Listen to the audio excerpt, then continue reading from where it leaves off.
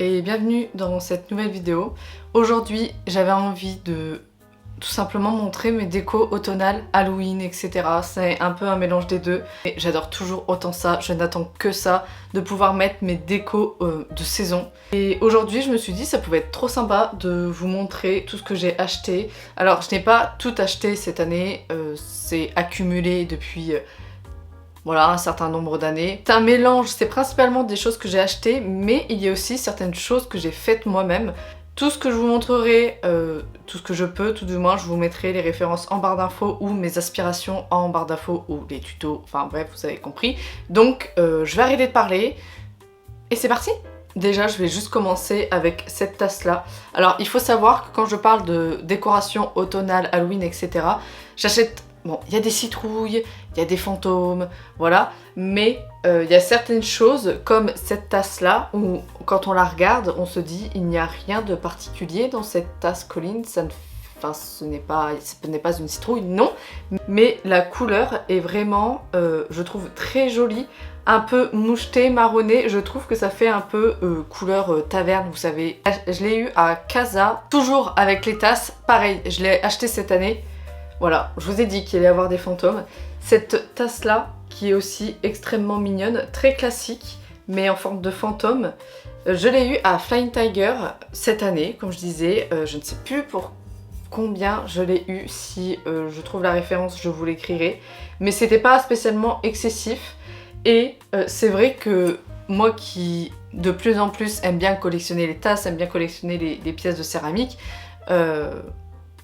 bah, j'avais pas de petite tasse comme ça, trop mignonne. Alors j'aurais bien aimé pouvoir l'acheter chez un créateur en céramique ou quoi que ce soit. Mais voilà, je l'ai vue en magasin, je l'ai trouvée très mignonne. Alors, autre petite chose, ça je ne l'ai pas acheté cette année. Je pense l'avoir eu à Casa. Non, n'importe quoi, à Jiffy. Et ce sont tout simplement des petits bols pour mettre leur soupe. Alors oui, quand je dis déco automnale, etc., c'est aussi beaucoup de rouge, d'orange, j'ai aussi du marron. Donc quand je les avais vus en magasin, je me suis dit mais ça sur mes étagères de salle de bain, de cuisine, ça pourrait faire vraiment très mignon. Et en toute honnêteté, ce n'est pas que de la déco, c'est aussi un contenant qui me sert réellement à manger ma soupe. Voilà, ça peut vous donner une petite inspiration. Des moments, il faut aller voir côté cuisine, sans forcément aller voir côté décoration, Halloween, automnale, etc. Il peut y avoir des petites choses comme ça qui sont dans l'esprit de la saison. Et là, je vais vous présenter le premier DIY de cette vidéo-là. Je pense que vous avez dû forcément le voir sur TikTok, sur Instagram ou je ne sais où. Ce sont des tutos pour avoir ce genre de petites bougies-là, des bougies fantômes. Et je vous avoue que c'est pas un DIY qui m'a énormément plu. Je vais vous expliquer pourquoi. En gros, j'ai dû regarder ces tutos-là une ou deux fois et je me suis dit vas-y, c'est bon Colline, tu peux y aller, c'est pas bien compliqué. On trempe dans l'eau chaude, on plie. Et ça fonctionne, sauf que, petit problème, c'est que j'ai voulu faire peut-être un peu trop la bourrine. En gros, dans un premier temps, j'ai mis directement les bougies dans mon plat et j'ai versé l'eau chaude directement dessus.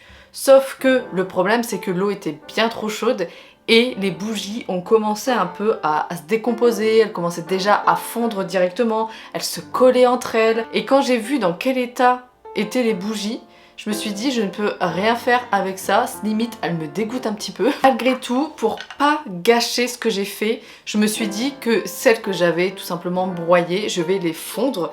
Et voilà, j'en ai fait des petites bougies comme ça. Alors vraiment, on voit bien que je ne suis pas une spécialiste dans le fait de faire la bougie. Vous voyez, genre la mèche là est totalement sur le côté. Mais au moins ça permet de tout fondre, de tout recycler et pas juste de jeter. Et ça fait des petite bougie verte, vert clair, voilà. Même si ça m'énervait au plus haut point, je me suis dit Colline, tu vas quand même essayer et tu vas quand même réussir, ce n'est pas bien compliqué. Donc ce que j'ai fait, c'est que j'ai simplement rajouté de l'eau froide dans l'eau que j'avais déjà. J'allais pas faire chauffer de l'eau, j'allais pas utiliser une autre eau parce que je veux pas que ce soit du gâchis. Et j'ai plongé ensuite les bougies dedans et je les ai laissées une dizaine de minutes. Et ensuite, je pouvais les tordre à peu près comme je voulais. Donc voilà à peu près les deux formes que j'ai pu faire. Et j'ai essayé d'en faire une troisième, sauf que clairement, j'ai l'impression que cette bougie est en train de souffrir. Bon écoutez, j'essaierai quand même d'en faire quelque chose celle-ci, ou alors je vais tout simplement la refondre. Voilà. Ensuite on retourne aux achats.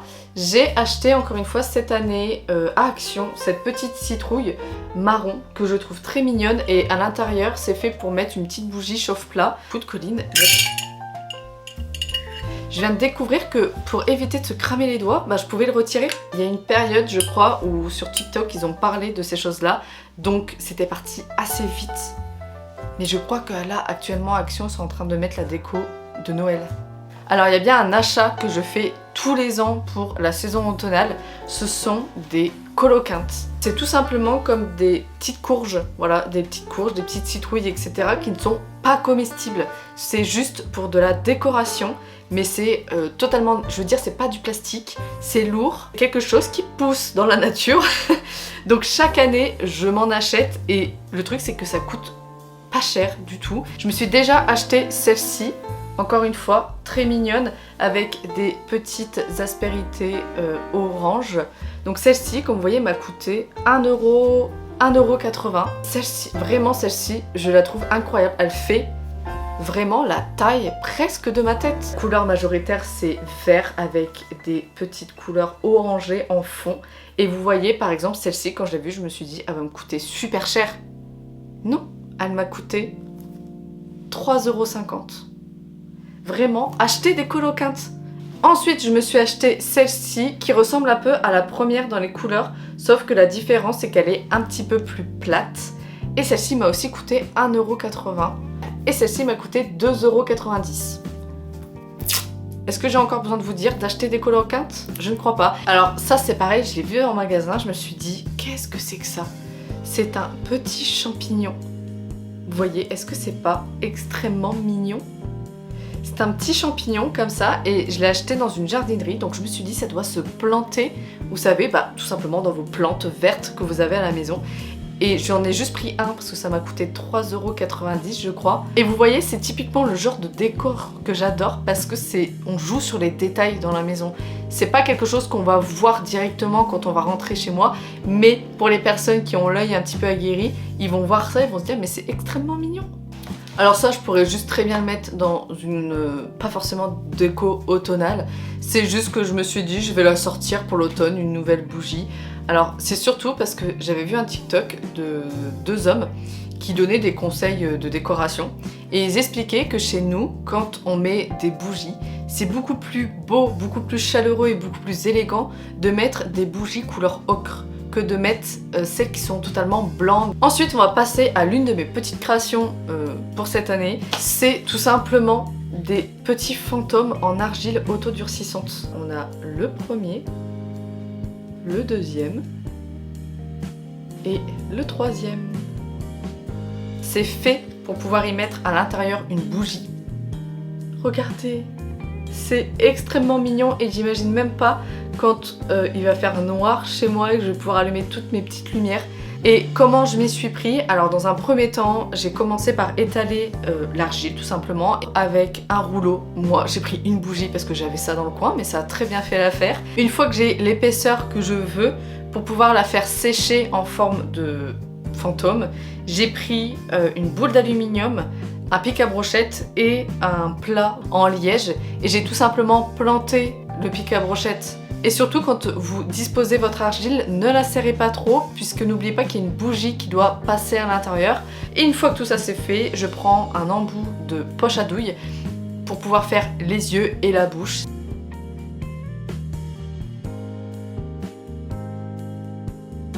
Mais voilà ce que ça donne. Sachant que à l'intérieur j'ai mis une bougie électrique. Forcément, un petit coussin citrouille. Je suis trop contente. Il m'a coûté... Enfin, le prix initial était de 12,95 € avec moins 20%. Je vous laisse faire le calcul. Parce que là, moi, voilà. Mais voilà, je suis beaucoup trop contente. Je vais le mettre derrière moi. Est-ce qu'il est confortable? Oh, le bonheur. Ça, c'est un achat que j'ai fait il y a peut-être 1 ou 2 ans, pareil, dans une jardinerie indépendante. Au final, on pense pas assez à regarder, je trouve, dans les jardineries, on pense qu'on va trouver que des plantes ou quoi que ce soit, mais il y a toujours un petit coin décoration. Et j'avais acheté, voilà, tout simplement un petit oreiller comme ça. Je l'avais eu, je crois, pour 8 ou 9 €, quelque chose comme ça. D'ailleurs, cette année, et ça va faire partie d'un de mes autres DIY, J'avais envie aussi d'apporter un peu plus de côté automnal à ma décoration sur mon canapé. Sauf que j'avais pas envie de racheter des oreillers, je voyais des oreillers passer mais l'oreiller coûtait genre 15 balles ou quelque chose comme ça. Je sais coudre, j'ai une machine à coudre, donc je me suis dit tu vas te faire tes propres thés d'oreiller. Je vais prendre le petit, j'en ai deux, un grand, un petit. Mais voilà le motif que j'ai décidé d'utiliser pour ces thés d'oreiller là. J'ai décidé de choisir un motif tartan et vraiment je trouve que même comme projet pour commencer la couture, c'est vraiment pas compliqué du tout. Moi j'ai fait ça un peu, je me suis dit je me lance toute seule, je regarde pas de tuto, on verra bien. Donc en premier ce que j'ai fait c'est que j'ai mesuré les oreillers que je voulais recouvrir. Donc ensuite j'ai pris mon tissu, j'ai reporté les mesures que j'avais prises et j'ai coupé les parties pour ensuite placer les tissus entre eux, les épingler et aussi tout simplement les coudre.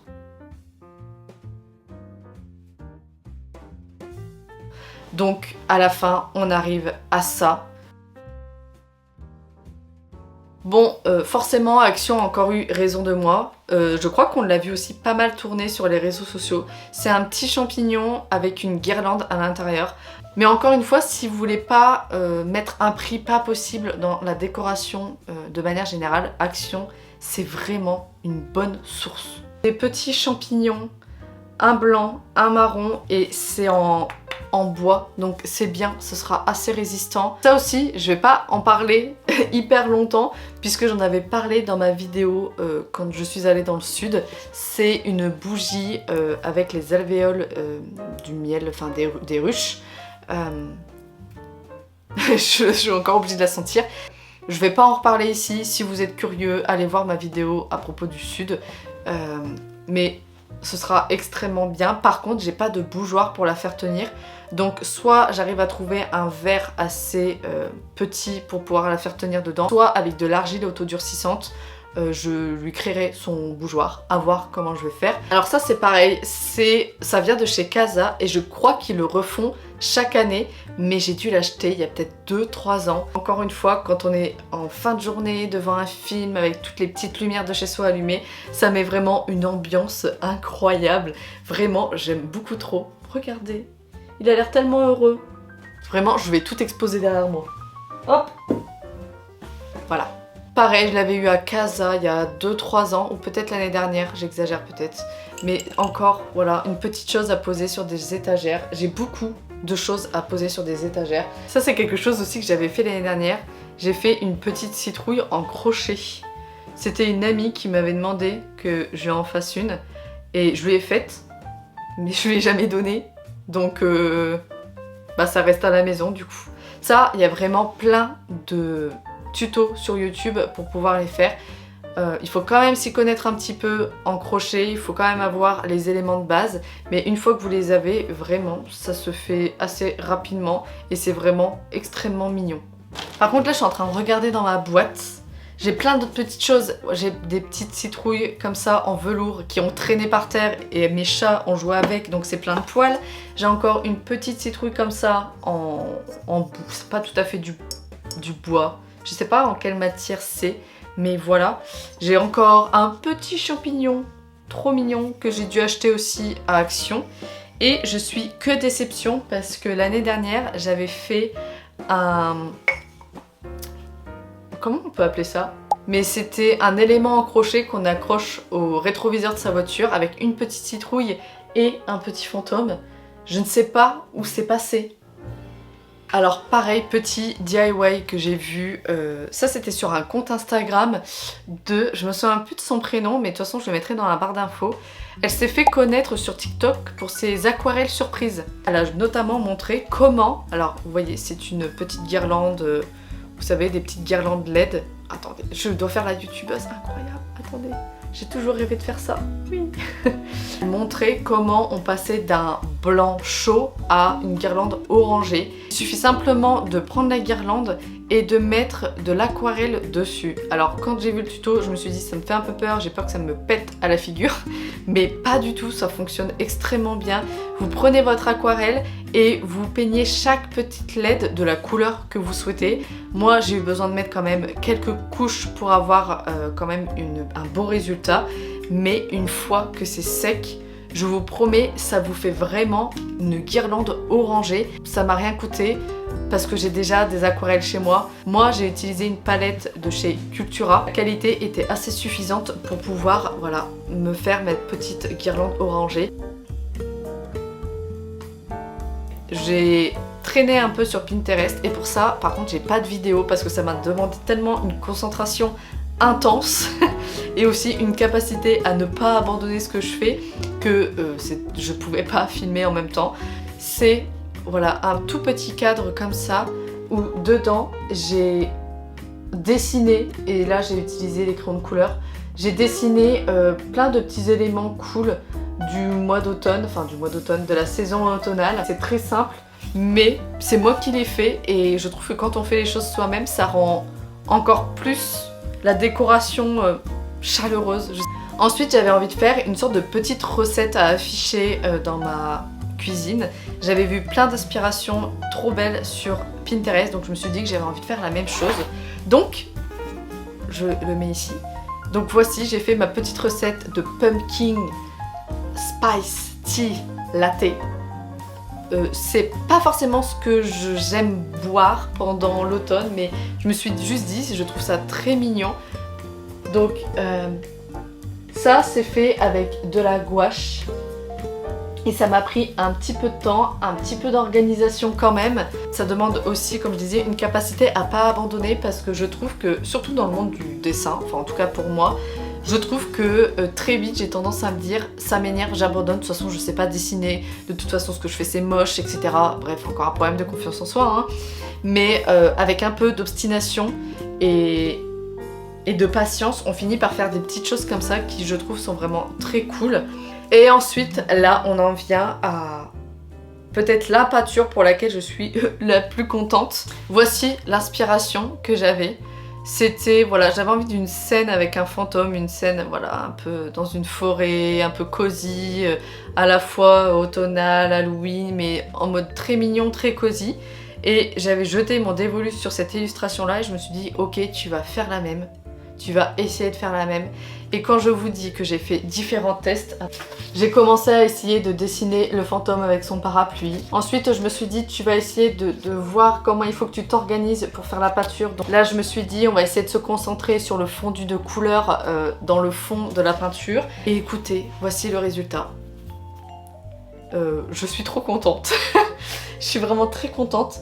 J'essaie de pas trop me comparer à l'original parce que si je dois me comparer, je me dirais que c'est nul. Mais je remets un peu l'église au milieu du village et je me dis, Colline, pour quelqu'un qui estime qu'elle n'arrive pas à dessiner, qu'elle n'arrive pas à s'en sortir avec la peinture ou quoi que ce soit, c'est extrêmement bien. Donc voilà mon petit fantôme. Je le trouve vraiment extrêmement mignon. Voilà. Dites-moi ce que vous en pensez dans les commentaires. Et j'ai fait un test sur l'étagère, je vais le mettre au-dessus de mon canapé. C'est incroyable. Là, on en arrive enfin au dernier élément qui est encore un tuto que j'ai fait là, il y a ces derniers jours. Regardez, c'est un paillasson fantôme. Alors pour faire ce tapis là, c'est rien de compliqué. Déjà, j'ai décidé de faire mon propre pochoir sur une feuille cartonnée. Donc vous pouvez prendre une feuille canson, mais pas une feuille de papier d'imprimante parce que je pense qu'après ce sera trop compliqué sur le tapis. Donc une feuille cartonnée. Et ensuite, j'ai regardé si la taille de mon pochoir convenait sur le tapis pour enfin peindre mon tapis. J'ai pris un morceau d'éponge que j'ai coupé pour pas que ce soit trop épais et juste pour pas gâcher toute l'éponge. Et aussi un pinceau pour voir quelle technique allait le mieux et aussi de la peinture blanche. Et dans la technique que j'ai préférée, c'était clairement l'éponge. Ensuite, une fois que j'ai fait mes tests, j'ai fait pour tout le reste du tapis.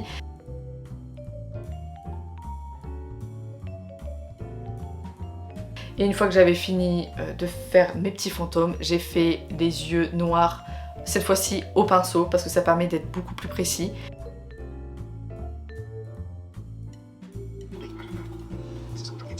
Et voilà, j'ai fini mon tapis, j'en suis extrêmement contente.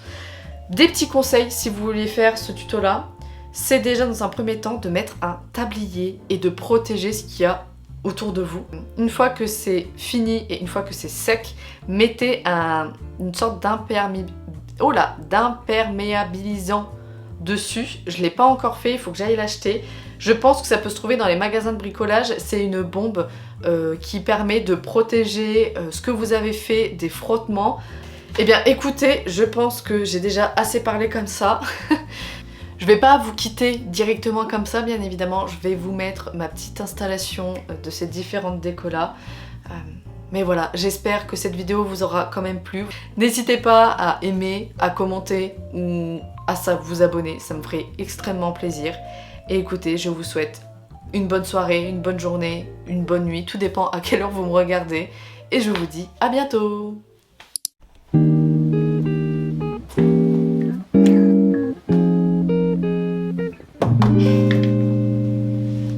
I've rejected affection for years and years. Now I have it, and damn it, it's kind of weird. He tells me I'm pretty, don't know how to respond. I tell him that he's pretty too. Can I say that? Don't have a clue. With every passing moment, I surprise myself. I'm scared of flies, I'm scared of guys. Someone please help, 'cause I think I've fallen in